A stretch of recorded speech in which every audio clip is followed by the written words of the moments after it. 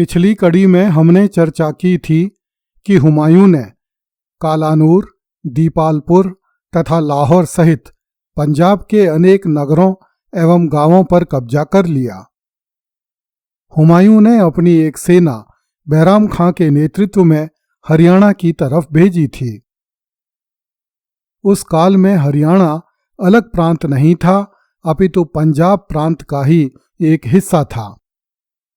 जब बैराम खां अपनी सेना लेकर हरियाणा में पहुंचा तो नसीब खां अफगान ने बैराम खां का मार्ग रोका, किंतु कुछ देर की लड़ाई के बाद नसीब खां पराजित होकर भाग गया। उसका बहुत सा माल शाही सेना ने लूट लिया और उसके कुटुंब को भी पकड़ लिया। बैराम खां ने नसीब खां के परिवार की स्त्रियों एवं बच्चों को नसीब खां के पास भिजवा दिया और लूट का माल बादशाह के पास भेज दिया। यहां से बैराम खां जालंधर आया और नगर पर अधिकार करके बैठ गया। उसने जालंधर के परगने अपने अधिकारियों को दे दिए।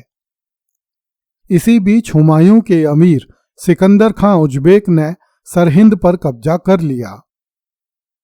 इस पर सिकंदर शाह सूरी ने आगरा से एक सेना तातार खां नामक सेनापति के नेतृत्व में भेजी। तातार खां ने सिकंदर खां उज्बेक में कसकर मार लगाई। इस कारण सिकंदर खां उज्बेक को सरहिंद खाली करना पड़ा।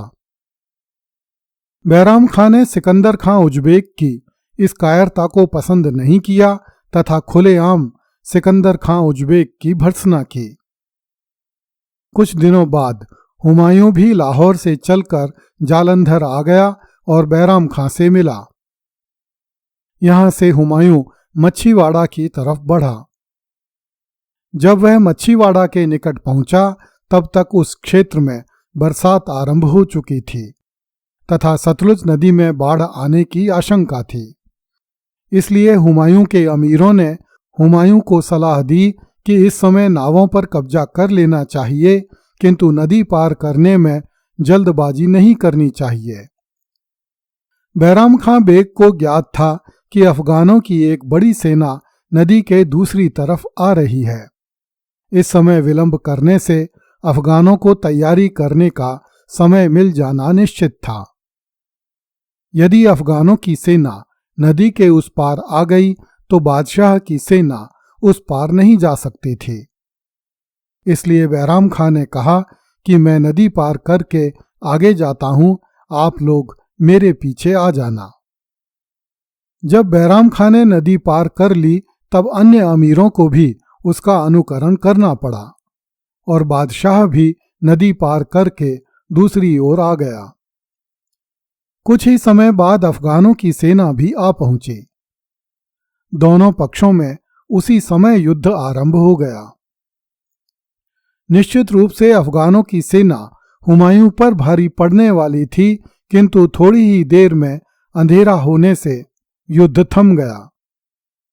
जिस स्थान पर अफगान सेना ने पड़ाव डाला उसके पास ही एक गांव था जिसमें कच्चे फूस की झोंपड़ियां बनी हुई थीं। पता नहीं मुगलों अथवा अफगानों किसकी दुष्टता से उन झोंपड़ियों में आग लग गई और चारों ओर उजाला हो गया। इस उजाले में अफगानों की सेना साफ दिखाई देने लगी। इस पर हुमायूं के पक्ष के अमीरों ने अफगानों पर हमला बोल दिया। इधर भारत के निर्धन किसानों की झोंपड़ियां धू धू कर जल रही थीं और उधर मुगलों एवं अफगानों में हिंदुस्तान के ताज को लेकर फैसला हो रहा था। P.N. ओक ने लिखा है कि इन झोंपड़ियों में आग जानबूझकर लगाई गई थी। मुगलों द्वारा किए गए हमले के समय अफगान सेना असावधान थी। उसने सोचा भी नहीं था कि हुमायूं की सेना रात में उन पर हमला कर देगी। इसलिए इस बार हुमायूं की सेना भारी पड़ी और रात के तीसरे पहर में हुमायूं की सेना को विजय प्राप्त हो गई। बहुत से अफगान मारे गए और बहुत से प्राण बचाकर भाग गए। उस समय तक झोंपड़ियों में नाम मात्र की लपटें भी शेष नहीं बची थीं। मच्छीवाड़ा से हुमायूं की सेना सरहिंद की तरफ बढ़ने लगी। बैराम खां ने एक प्रबल धावा बोलकर सरहिंद पर अधिकार कर लिया। सिकंदर शाह सूरी का सेनापति तातार खां सरहिंद खाली करके मच्छीवाड़ा की तरफ चला गया। जब सरहिंद के क्षेत्र में अफगानों की हलचल बंद हो गई तो हुमायूं लाहौर चला गया। कुछ ही दिनों में सिकंदर शाह सूरी ने 40,000 घुड़सवारों के साथ सरहिंद का दुर्ग घेर लिया। तातार खां तथा नसीब खां भी अपनी सेनाएं लेकर सिकंदर शाह सूरी की सहायता के लिए आ पहुंचे।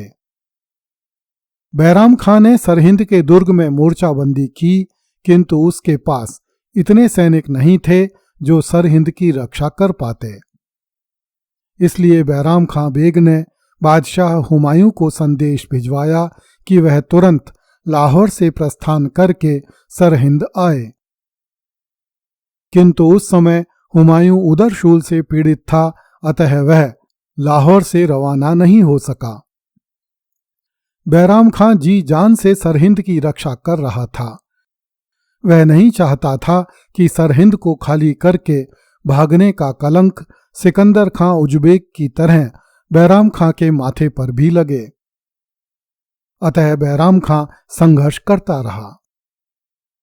कुछ ही दिनों में स्थिति यह हो गई कि न तो बैराम खां सरहिंद खाली करता था, न हुमायूं लाहौर से सेना लेकर आता था और न सिकंदर शाह सूरी सरहिंद को छोड़कर जाता था। जब बैराम खां के पास सरहिंद की रक्षा करने का अन्य कोई उपाय नहीं बचा तो उसने बादशाह को सरहिंद आने के लिए अंतिम संदेश भिजवाया। इस संदेश को पाकर हुमायूं विचलित हो गया। वह बीमार था और युद्ध करने की स्थिति में नहीं था। इसलिए उसने 13 वर्ष के बालक अकबर को ही सेना का नेतृत्व सौंपकर सरहिंद के लिए रवाना कर दिया। जब यह सेना सरहिंद पहुंची तो बैरम खां को सहारा मिल गया, किंतु अब भी सिकंदर शाह की सेना भारी पड़ रही थी। अतः कुछ दिनों बाद हुमायूं भी अपनी बची खुची सेना लेकर सरहिंद के लिए चल पड़ा। इस समय तक बैराम खां तथा सिकंदर शाह के बीच युद्ध चलते हुए 25 दिन हो चुके थे। दोनों पक्षों के शासकों अर्थात सुल्तान सिकंदर शाह सूरी तथा बादशाह हुमायूं के सरहिंद के युद्ध में उपस्थित होने के कारण यह लड़ाई आर पार की हो गई। दोनों ओर से सर्वस्व दांव पर लगा था। हुमायूं के आने के बाद 15 दिवस तक दोनों ओर से भीषण संघर्ष जारी रखा गया। हुमायूं ने अपनी सेना के 4 भाग किए, जिनका नेतृत्व अकबर, अतगा खां, ख्वाजा मुअज्जम तथा सिकंदर खां उज़्बेक ने किया।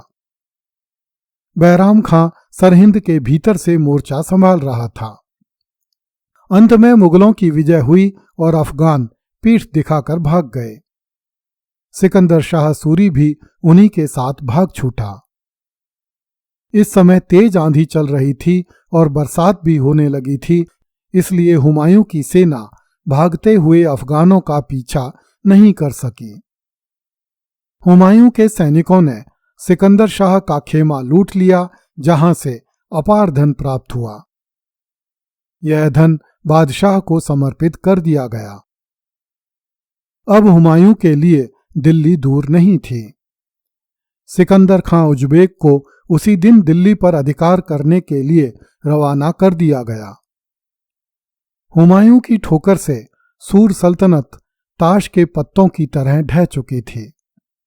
अगली कड़ी में देखिए, अबुल फजल को झूठा इतिहास लिखने की प्रेरणा बाबर से मिली थी। कृपया इस चैनल को लाइक, सब्सक्राइब एवं शेयर करें। धन्यवाद।